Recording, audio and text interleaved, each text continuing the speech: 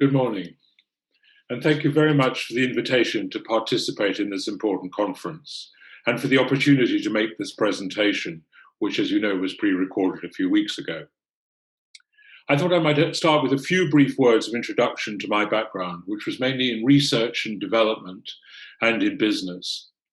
A lot of my career was spent with Philips, participating and directing research mainly in electronics and ICT, and bringing new products to market. Since then, I've undertaken multiple advisory roles in science policy and higher education, and I've been involved in AAL since it began, first as chair of the advisory board and for the last few years as its president. Now, the topic of this session, sustaining the development and application of Gerontech, raises some very important issues, particularly in the light of the growing impact of demographic change and the mounting challenges and opportunities that this presents. Now, in this talk, I will give a mainly European perspective on this global issue.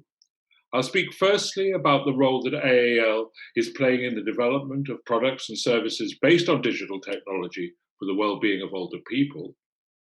And I'll then give our perspective on some of the key measures that we believe will be needed to sustain and develop this area in the future. As Europe's population continues to age, the challenges and the opportunities it offers become more apparent, and some of the key parameters are shown here.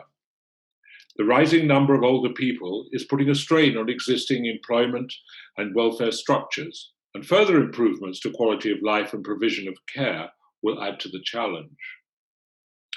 The political profile of this issue in Europe has recently risen with the appointment of Dubravka Šuica as European Commission Vice President for Democracy and Demography, who, on the recent publication of the Impact of Demographic Change report, said, and I quote, "Addressing demographic change is key to building a fairer and more resilient society.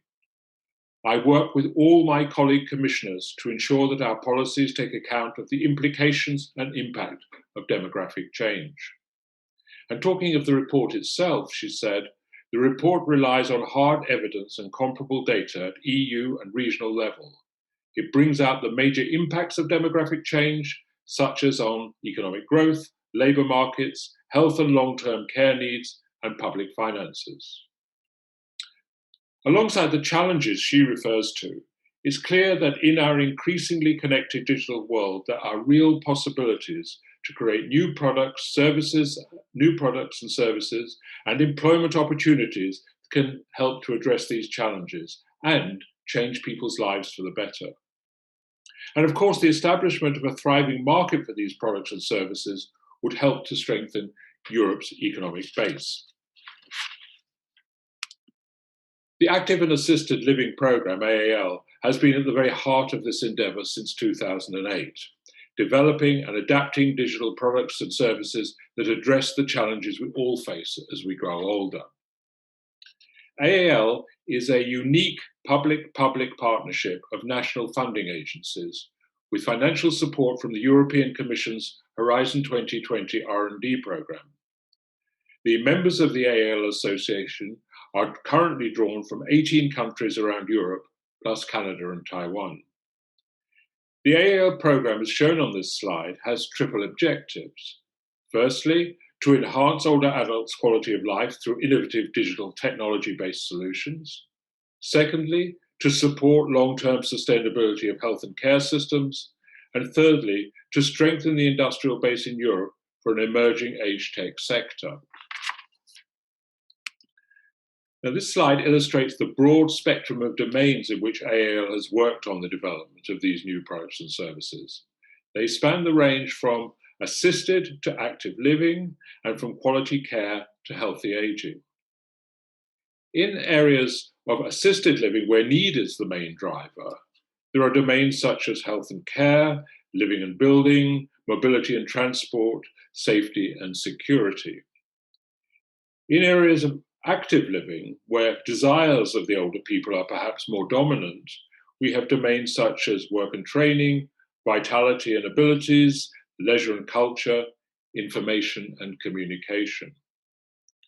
This slide also illustrates the central place of the older person and that their needs and desires are the key drivers for developments in all these areas.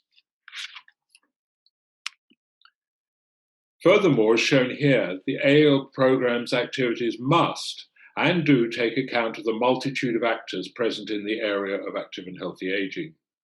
We can identify three main groups. Firstly, the support environment for older people requiring assistance, both formal, as in hospitals and care homes, or informal, such as family carers. Then the second group, we have various research organizations focusing on the development of new applications and solutions. And thirdly, the business world trying to bring feasible, viable, and desirable solutions to the market. And then we also have to take account of the variety and nature of the existing emerging markets. Firstly, we have the institutional and public markets, which are under considerable strain, as the COVID-19 pandemic has clearly demonstrated. Secondly, we have the emerging private consumer or silver economy market. Both these market areas have been characterized by a high degree of market fragmentation and market failure. So as an important part of our operations, AAL has developed a number of support tools to assist our projects and stimulate innovation and market development. And this is, I should now turn to the next slide, you can see what our program is. This slide illustrates AAL's key operating and support tools. Firstly, we have our annual call for project proposals. And so far, the AAL has carried out 12 annual calls, leading to more than 260 multinational projects, in which 10,000 end users and 1,000 SMEs and hundreds of research organizations across Europe have participated. As I mentioned earlier, we have a support program for our projects. As I just mentioned, a critical challenge for research and innovation projects is to have a clear market route for their solutions and to develop viable business plans. And support throughout the development of the project is provided with a tailor-made business coaching and mentoring program, which we call AAL to Business. And then the provision of market intelligence and exposure to potential future investors is addressed via our market observatory, with regular market update and business angel workshops and investor meetings. The third element is the Biannual Challenge Prize, which is a competition open beyond AAL projects and calls for new ideas in particular fields of concern, such as senior entrepreneurship or social exclusion, have been held. As well as the financial prize, winners are supported by AAL via access to a business academy and, very importantly, with significant publicity. And finally, we have the Aal Forum. This is our annual flagship event to bring together the Aal community in order to exhibit new products and services, discuss current opportunities and challenges in tailored workshops, and address policy issues in expert panels. The forum, which brings together around 500 to 700 people per year, has laid the foundation for an emerging European ecosystem for active and healthy aging. And there's one other important issue which I want to bring into this. We believe that co-design with end users is absolutely key, not only in testing solutions, but also in the concept phase and in the validation and business modeling of the solutions. And if I can add a personal view, I wonder whether we've gone far enough in this. I wonder if we should regard end users as equal participants with other members of development teams, and whether individual older people should be paid as part of the design team.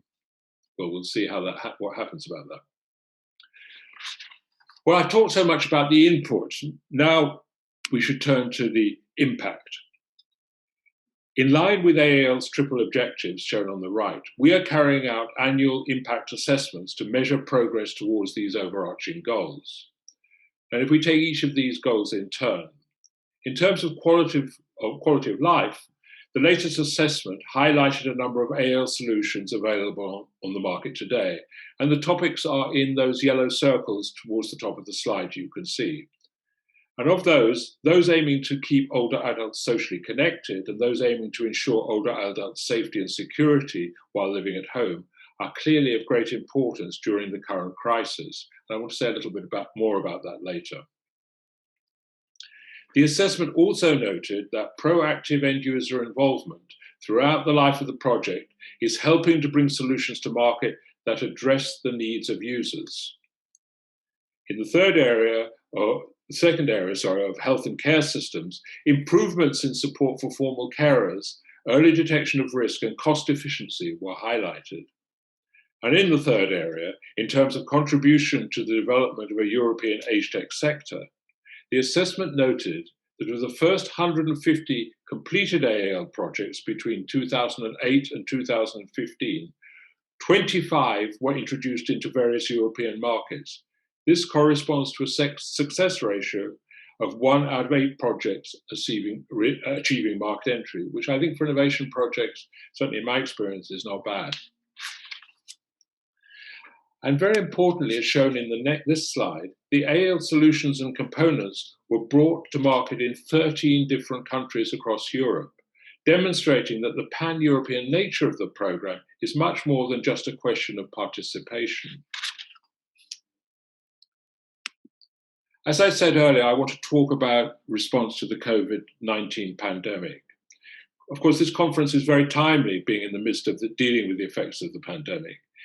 It's clear that digital solutions have proved to be effective during these difficult times, in particular when it comes to, as I said before, prevention of social isolation of older people and ensuring safety and security of older people at home and in care institutions. And for that purpose, AAL launched a campaign in April highlighting a number of AAL solutions in these 2 markets that are now available to customers. And the next slide shows some examples of these solutions in each of the 2 categories I've mentioned, which are on the market and which are also particularly relevant to today's pandemic. This isn't just a static campaign, it's a dynamic campaign, and phase 2, launched in September, provides more market-relevant information on 7 of the available solutions. And if you'd like to see more of that, you can see that on our AAL website. I can't go into all of these, but I thought I'd briefly mention 2 of these solutions, Cogvis AI and Cairo Home, and one from our Challenge Prize. So if I turn to Cogvis AI, it's based on the Fearless Intelligent Fall Center, which was an AAL project. Fearless was an AAL project. Cogvis AI is a 3D solution platform that uses intelligence which can prevent and detect falls, as well as detect absence. Customers for this product are nursing homes, assisted living facilities, rehabilitation clinics, and hospitals where the product can alleviate the stress on the healthcare personnel. And I thought I'd give you a testimonial from the head of a nursing and care home. And she says, the early warning system gives us the opportunity to be on site before the falls even happen. That relieves us all enormously. Excuse me. The second example that I wanted to show is the Cairo Home application. This is a monitoring system and serves as a platform for communication between residents, relatives, and carers. And again, I thought I'd just give you one testimonial. This one is from Dora, who is 85. And she says, I don't see so well anymore.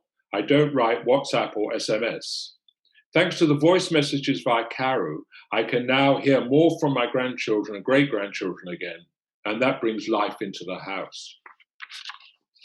Now, the third example that I want to show is called Memoride. It's the winner of the 216 Challenge Prize. It was the first one we ran. It's a virtual tool to stimulate home exercise while passing through landscapes that the user has chosen themselves. They could be something they've been into in their past. Sorry, excuse me again.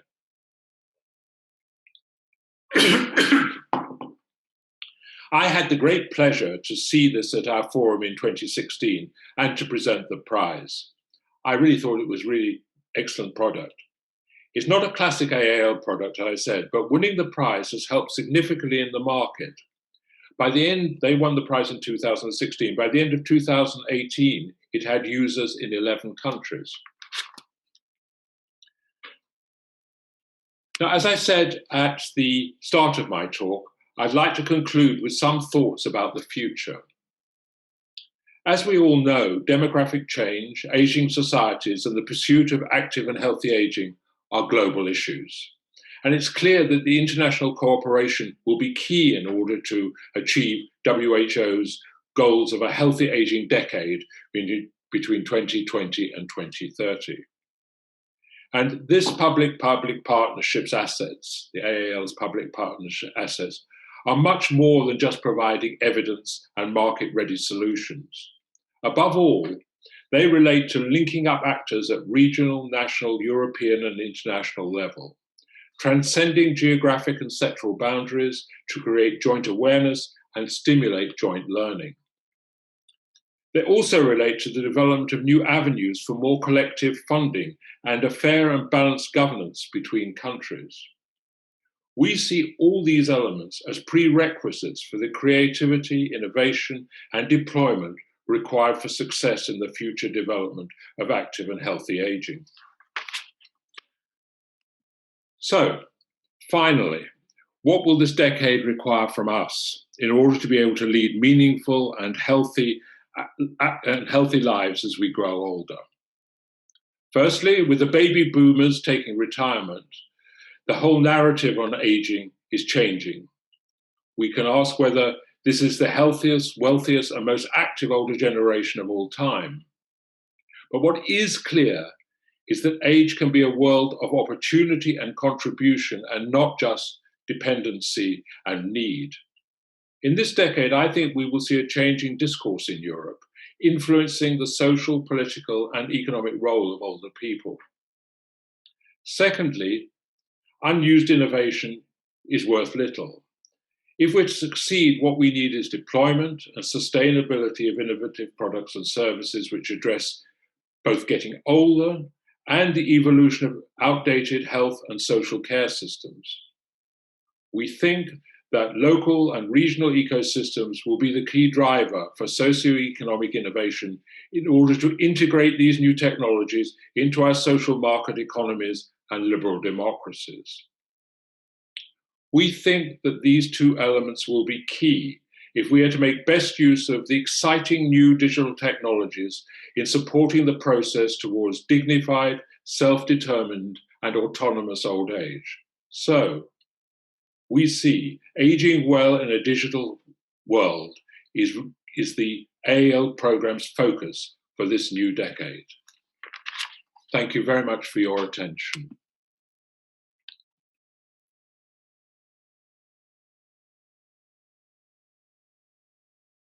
Hi, my name is Bengt Andersson and I work at the Nordic Welfare Center as a senior advisor in the area of welfare technology or in digital transformation in public sector. I thank the organization for inviting me to do this presentation and to participating in this conference. On my agenda today, I will talk about the Nordic welfare technology for an aging in place. But first of all, I'd like just to say some words about the organization where I work. It's called Nordic Welfare Center, as I said. It's an institution on the Nordic Council of Ministers. You know, the Nordic Council. The Nordic countries are Sweden, Norway, Denmark, Finland, and Iceland. And there we have offices in Stockholm and Helsinki, and we are around 30 employees. We have 4 focus areas. The first one is welfare policy. That's area where I work in. It concerns welfare technology, dementia, quality of life among older women and men, school to work, youth work inclusion, and the Nordic Welfare Watch. When it comes to disability issues, it's under the UN Convention of the Rights of Persons with Disabilities and the Council of Nordic Cooperation on Disability. Integration is, of course, one really important area when it comes to public sector and Nordic welfare model. And we coordinate Nordic cooperation about integration in the Nordic countries, but also working with a project on early interventions for newly arrived children and families. And under the area of public health, we work with projects concerning alcohol, drug and tobacco use. And the Secretariat for the Nordic Public Health Arena is located on the Nordic Welfare Center. And that's where our offices in Helsinki, they work. My colleagues over there, they work with this. A longer and healthier life. Yes. This is Dagny. She is, in fact, one of the most famous persons in Sweden. She's 108 years old, and when she was 99, she took a class in using computers and internet, and when she was 100, she started a blog. She is also called an influencer right now, and she still writes on her blog, and she's on television, radio, in magazines. She is, of course, not representative for her generation, but an example of what to expect. Still full of energy, curiosity, and things she wants to do. 43 years after she retired as a clerk at the Social Insurance Office. That was 1977. That's quite an interesting perspective. In the Nordic countries, we have an aging population. We are 25 million people in the Nordic region. 1 in 20 is over the age of 80, and the proportion of elderly people in the Nordic region has doubled over the past 100 years. And the life expectancy is increasing. Somewhat threatening is that there is always something called demographic vulnerability indicated by age group 65 and over. And this map is from Nordic. This is a Nordic and a European Research Center for Regional Development and Planning, established by the Nordic Council of Ministers, also as Nordic Welfare Center. And especially in rural areas, the demographic vulnerability is high. In some regions, up to 30% of the population is over the age of 65. And in about 70% of the Nordic municipalities, the proportion of the population in this age group is above the threshold. Of course, class, gender, ethnicity, and lifestyle have an effect on when you get older and the challenges you might meet. But there's a very heterogeneous group, and the difference in class, gender, and ethnicity and lifestyle still remains and factors that matters even more the more we grow older. So we have a challenge here when it comes to the demographic change. The Nordic welfare model is financed through taxes, and in these local areas where we see that we have a lot more elderly people, it's also some problems when it comes to financing the system. But welfare technology for aging in place could not only help the organizations, the system, it also will be very good for each and every person, elderly person and their relatives. And what we have been working on during the last, I say, 10 years at the Nordic Welfare Center and in Nordic cooperation when it comes to welfare technology or gerontology in the Nordic countries is focus on implementation, on change management, how to deliver services in a new way, how to do this. We need tools for implementation, and we've been trying to focus on how services and technologies that work today were implemented to give success stories. That's general. That's what we're working on at the Nordic Welfare Center. The last 3 years, we've been focusing on a project, and that's what I'm going to continue with and do the rest of this presentation is to talk about this project we're working in. And it's called Healthcare and Care Through Distance Spanning Solution. It's a so-called Nordic priority project during 2018 and 2020. As I said, it's a priority project forming the part of the Swedish Presenter Program of Nordic Council of Ministers 2018. And you can go in and read more about this project at www.healthcareatdistance.com, and you can follow everything we do. It's all in English there. We have English as a project language. What we've been working with and what we are working with in this project, Healthcare and Care Through Distance Spanning Technologies, it consists of three main blocks. Mapping of distance spanning solution applied in the Nordic municipalities and regions. Identifying tools to support the implement of distance spanning technology in Nordic municipalities and regions. And through calls, identify Nordic municipalities and regions to provide support in the implementation of distance spanning technologies. And I will go through all these three blocks. And the first block, mapping of distance spanning solutions, I will give you some examples of what we have done. Because we started with mapping of what kind of distance spanning solutions or e-health or gerontology or welfare technology, whatever you can call it, is in place. These are not pilot projects or projects at all. These are services, distance spanning technologies or services that are in place, that are offered to the people, to the citizens that lives in these areas. And they are divided in four categories: remote treatment, remote monitoring, remote meetings, and new digital services for healthcare and care, new service models, including new innovative collaboration models. And this publication came in January this year, and it came in Swedish during 2019, and then in English 2020. And you can download the report here from nordicwelfare.org, but also you can scan this code and download the publication. And I will give you some examples of what we've been doing, what we will present in this report.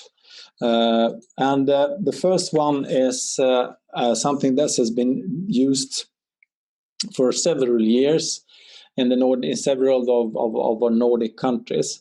It's a safety alarm that works outside your home. It's connected to GPS technology, and it makes you feel free to move around and feel safe. We have problems with people that they get lost. They don't dare to go out. They don't feel free to go out from their homes. And there is one quote from a user from Norway that's just said, "A day without a walk is a bad day." It's important to come out and to be active. And of course, this is something that is focusing on people that have problems with their cognition, with dementia. So this is one very good example how to make it safer for people to move around and to be safe in that matter. What we have in the Nordic countries, in the Nordic welfare model, that we want to secure that people feel safe and look after them even during nighttime. So we in fact have a lot of so-called night patrols driving around during nighttime to just check up or to help people during nighttime. What most people want is to sleep during nighttime, not to be awake or being up. And in fact, some of these are troubled by the night patrols because they don't know if they are asleep or not, and they go around and wake up people instead of really doing the things they should do, being checking up on them being safe. So this is a service that's been around for, I think, like 10 years now. In some municipalities, has been growing a lot. There are, of course, other kind of technologies. You could use heat cameras or sensors for doing this. But this is done a lot, and also in sparsely populated areas, rural areas, as this project focus on. This is, of course, very, very efficient, because you travel a lot in your car, driving around, checking up on people during nighttime. You could also go in agreement with the elderly person to do a checkup several times during nighttime. But if you have the night patrol doing it the physical way, so to speak, you're only there for once during nighttime. Another example is electronic and automatic medicine dispensers. A lot of people, when they come up in age, have several chronic diseases and take a lot of medicine. And sometimes it's hard to know when you should take your medicine. And this is a robot that is programmed with medicine, your medication for like 14 days. And at the program time and table, it comes up with a cup with your medicine, and you can take it. This is something that's been growing the last year, often combined with forced video technology. So you have contact with the person that is going to take the medicine. I also have some examples on where it comes to more healthcare, because this project spans over both what's municipal responsibility, social part, but also with what's regional. Often in Nordic countries are in regional responsibility. And one of those are virtual health rooms. Instead of going to the clinic or to the hospital, you can go to a virtual health room. At this photo, you see a personnel here with a citizen, but you could also go in yourself and book a meeting with your doctor or your nurse or your physiotherapist. Here at these virtual health room, you also have testing laboratory equipment in these virtual health rooms, and you see these around several of the Nordic countries, and all of them are up in when the areas that are sparsely populated. And this is another example that's been foremost been used on a broader use in Denmark. There's a telemedicine for people with COPD that they use to have contact with your special clinic via telemonitoring. This has been going on for quite a long time, and the result is really efficient and good. You can measure the spirometry, the oxygen, how much oxygen you can take in, and you see that these people using this kind of equipment, they stay healthier and improve their results using this equipment. Yes, that was just some examples. The second block we've been working in this project is identifying tools to support implementation of distance spanning solutions in the Nordic municipalities and regions. And all 5 Nordic countries have national visions and strategies for e-health and welfare technology. But as many visions are, there's a lot of nice words in them. And when it comes down to how do we really work with doing the actual implementation of these technologies and services, we have challenges in doing that, of course.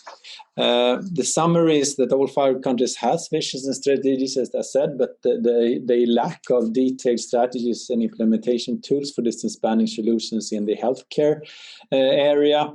Denmark and Norway, they have more detailed strategies and also implementation tools for the area of welfare technology, or where the municipalities have the responsibility.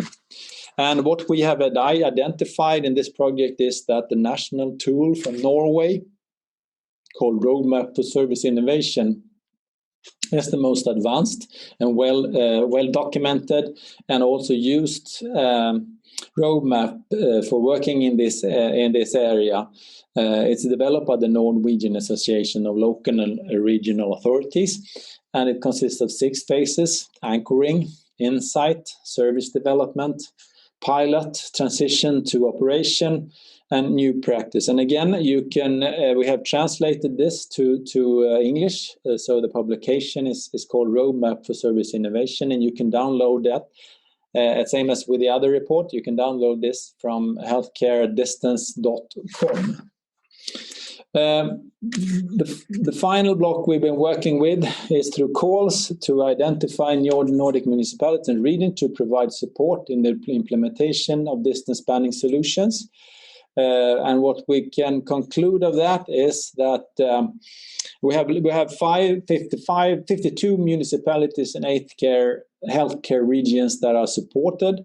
All are applying the roadmap for service innovation, and we can say it works. But all projects, in fact, had to go back to the phase 1 and phase 2 in anchoring and insight during the implementation work. They have all gone very quickly to solving this with technology, and then have not had their organization with them when they have gone through this journey. So they have all had to go back to these phases. Finally, when we conclude this that it's not so much about technology. It's a lot about culture in organizations, how you describe and meet and also educate your staff, and not the least, the target groups, the elderly and their relatives. And you have to work with change management. That's really important. It's leadership. To explain that welfare services using new technologies is a new way of doing it, and it's so important to say that we want to deliver the same level of service quality or better quality and increased quantity. Okay, that's what's all from me. Thank you.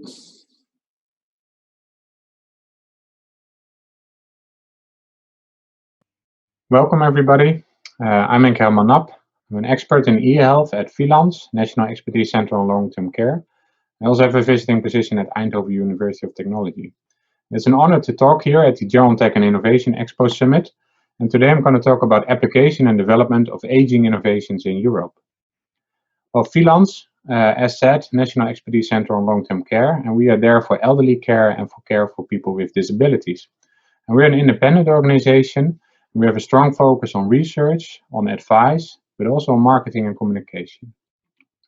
Well, at Vilans, we have a large group on e-health and digital transformation of long-term care. And we have people from care in that group. We have people from industrial design, gerontechnology, and also people with a strong research focus. And what we want to do is enhance long-term care with expertise. Of course, we all know there's an urgency for e-health and care technologies. We know that the healthcare expenditures are rising, also in particular in the Netherlands. We know that the worldwide life expectancy is ever increasing, fertility rates are dropping. And what we also see in the Netherlands is that a lot of nurses go to hospitals instead of elderly care. So we have a shortage of nurses in the Netherlands, and in total now about 70,000. So we need to do something. Talking about urgency, but of course we can also see it as opportunities. So we can see opportunities for independent living. We know that seniors want to live independently as long as possible. We have a large silver economy, in particular in Europe. We can focus more on an ecosystem approach where municipalities work together with care organizations and other organizations. And of course, informal carers have their working life. So we have opportunities for care technologies to support informal carers at work. And the work efficiency of formal carers, which is a strong focus now also in the Netherlands, to work on the cost effectiveness of care technologies.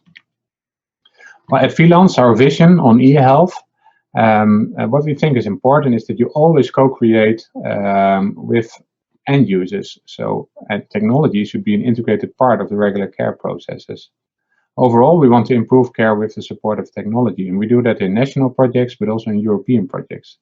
And some interesting national projects are, for example, the Challenge Care Homes of the Future, but also work differently. And I will show some examples later on.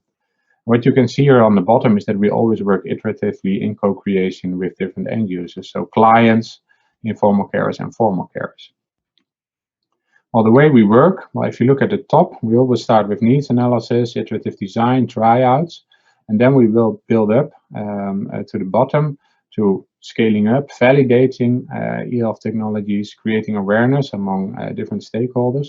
And in the end, we want to ensure that it's a part of life of a client or a formal carer. But in that process, I mean, it's really important to focus on value delivery. So value delivery is more important than plan fulfillment. And it's also a fuzzy process, so you don't always know what the end will be. Whenever you have 100% predictability, there's 0% innovation. So yeah, we navigate sometimes in the mist when we develop new innovations in long-term care. And this is an interesting, we also always focus on designing for benefits. And what you can see here in the example, these are some electric bicycles, which are really popular now in the Netherlands. And well, this is a really great design for benefits because of these electric bicycles, seniors can travel to friends, to family. They can travel longer distances. So really, if this would be, let's say, an e-health technology, then we have a huge success in the Netherlands in respect to scaling up. Well, the way we work, we also work in meaningful tryouts. So the idea is not to buy 100 robots for your care organization, but please try out these robots, try them out in short cycles, maybe for 2 weeks, and find out what the advantage will be of this robot for your care organization. So meaningful tryouts and swiftly iterative rounds. I'm going to talk about innovations in Europe. I will focus mainly on the AEL program, but of course there are multiple programs. We have Horizon 2020, EIT, etc. But now on the Active and Assisted Living program, which is a large scheme actually with multiple countries involved. Even Taiwan is now involved. And what is unique to AEL is that the time to market of such a innovation project is usually 2 to 3 years after the project. So that's quite quickly actually for an innovation project. Strong focus on creating business. And always 3 countries have to be involved, with a huge part for the SME partners. So at least 50% of the work should be done by SMEs or industry, and huge end user involvement. What I did is I plotted here some of the technologies I will talk about, which are there to support people with dementia throughout various stages. So you can see, for example, robotics, sensor networks, but also enhanced video surveillance systems, smart diapers, GPS tracking, etc. And what I will do now, also in the remaining time, is share some of these examples from AEL projects with you. So the first one I want to talk about is eWare, and what we did here is to integrate actually a sensor network with a social robot to support independent living for people with dementia. And well, the best thing to do now is to show you a video, because then you will know what the idea is. It's a scenario that actually works right now, and we just finished this project. So I will share the video with you right now.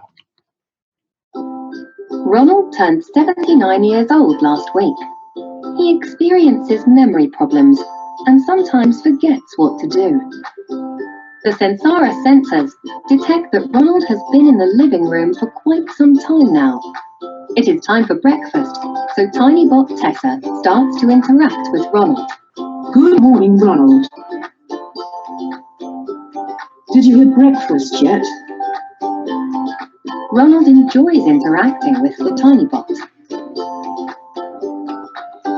When Ronald enters the kitchen, the sensors detect this immediately.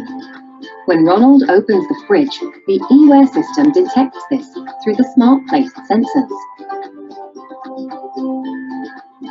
The gathered information is now sent to Ronald's daughter, Susan. Susan Susan is pleased to know her father is doing fine in his daily routine. eWare introduces a novel ecosystem to support the well-being of people with dementia and their informal carers.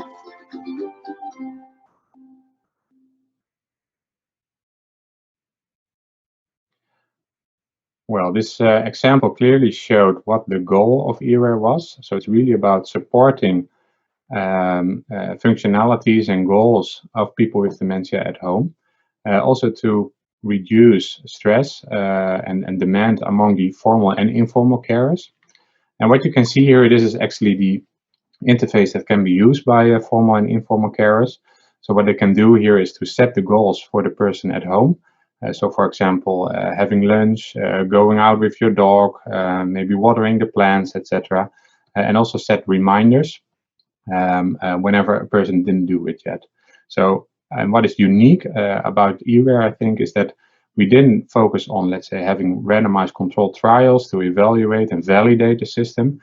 But what we did is we used goal attainment scaling, so which is really on a personalized individual scale, where you set goals for a person with dementia, together with the formal and informal carers, and see over time if this system can support those goals. I must be honest, for 10% the system works.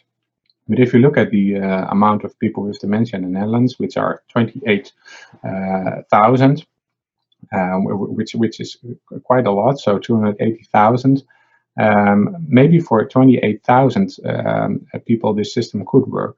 And here's some quotes that we found, and for example here on the left top was a person that where the system supported in having breakfast, for example, but also taking their medicine, so it could also serve as a medicine dispenser actually, and also increasing social contacts, so calling children, for example. So for 10%, about 10% of the participants, eWare supported them in independent living and meeting the goals that were set. So overall, quite some positive results. Well, another project that I want to dive into is Guardian. This is a project we just started. It's also about social robots in long-term care. But here we have a main focus on supporting frail seniors at home, but also the informal carer at work. We do that in an international consortium again. We have partners from Switzerland, from the Netherlands, from Italy, universities, but also SMEs involved, and of course also care organizations. Well, we're now in the first phase of the project, first year actually, and we did a lot of needs analysis, user requirements, and we're now entering the phase of co-creation. And what we found from, let's say, the needs analysis is that Guardian should focus on a social companion, so a social companion for the frail senior. It should focus on monitoring, so the mental well-being, physical discomfort. It should also be able to drive to the person whenever something happened. But also important is a coaching element, so providing reminders in respect to medication and food and behavioral change. So these are the three main functionalities that we will develop in the project in different phases now. What is unique, I think, in Guardian is that we have an iterative design cycle with co-creation, with responsible innovation, ethical and value-sensitive design, and also the business modeling part from start. So that is an iterative process with 3 streams over time during the project. Well, of course, in all these projects we measure a lot. There's a lot of data, and what are we going to do with that data? So here's some examples of monitoring and measuring devices. Also the lifestyle monitoring I just showed, but also video surveillance systems, for example. And in the project Free Walker, which is also an AL project, there we work also together again in a European consortium. What we're building here is that based on all that data, we want to support, let's say, the freedom of movement for people with dementia. So what we're building here is a dynamic life circle. Well, people don't live in real circles, but their life circle is of course dynamic throughout the day. It can be the case that you have an appointment at the doctor. Can be the case that you have a lunch with your daughter or maybe granddaughter, and Free Walker is there to support that, let's say, dynamic life circle. It can be the case that during the day you have an appointment somewhere, then a safe corridor is actually opened.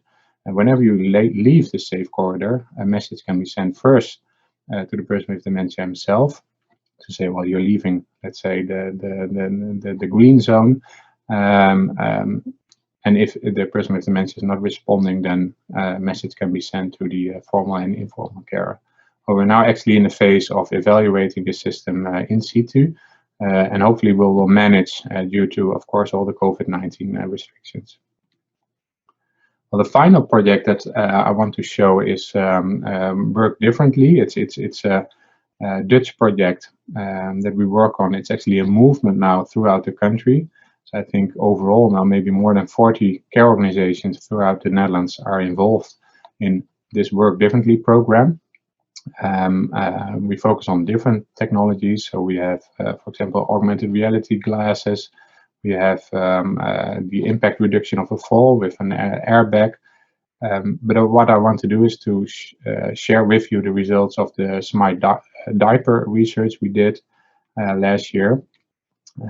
Well, for those who don't know, it's a clip actually on a diaper, and whenever the diaper is full with moisture, then a message can be sent to a mobile application of the carer, the formal carer, and then you can change the diaper whenever necessary. And of course, this can actually increase the efficiency, but also very important, I think, the privacy of the client. So you don't always have to check if the diaper is full. You don't have to change maybe during the night. So there are a lot of advantages by using a smart diaper, and that's what we studied.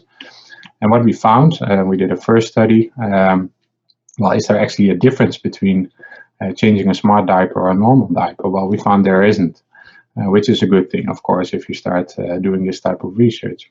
And what we found in relation to the business cases, and we did it actually with 7 organizations, but here the results of Tante Louise, an organization in the western part of Brabant in the Netherlands. And what we found there is that approximately 7 to 8 hours a day can be saved for their population at that time whenever you implement the smart diaper, which is quite a lot, of course. So here it also says smart diapers deployed is fewer actions, which is a good thing. The business case changes over time. So whenever, of course, the clients change, so when they don't need to use diapers, etc., then of course the business case will change over time. But overall, we saw a very positive business case. And here are some quotes again. It's important that they don't have to wake the clients, for example. And what is also nice is that because this is a movement of care organizations themselves, you see that they really learn from each other and how to do it, how to implement, how to do research, but also the problems you might face whenever you do this type of implementation. So actually a very positive movement now in the Netherlands to work differently, because we need to work differently due to the reductions in care personnel. We need to be more efficient also in relation to the cost. And of course, we always want to increase the quality of care in long-term care. I've been talking a lot about monitoring equipments, and those type of e-health. I also think it's important to focus on, let's say, entertainment and the fun factor. Also in relation to motivation, but also in relation to social interactions. And in particular now in these times of crisis, it's important to focus on that social aspect and the fun aspects in life. And just then one more project I want to show is Postcard. And actually here we use, let's say, the fun and motivation aspects of gaming in a project where informal carers can actually train how to deal with people with dementia in various phases. And we use also the knowledge of informal carers to build up this training game. And the first results are actually quite positive. So what we see is that informal carers like the game. They think it's interesting. It's good to learn how others would deal with certain difficult situations, for example, eating, but also going to the shower, going out. And we're now also in the phase of doing our beta evaluations. And hopefully next year I can share some results of that. So yeah, next to all the monitoring kind of things, also focus on some fun aspects in e-health to increase motivation and social contacts. Well, this was my talk. I want to thank you for listening and hope to keep in touch and wish you all the best.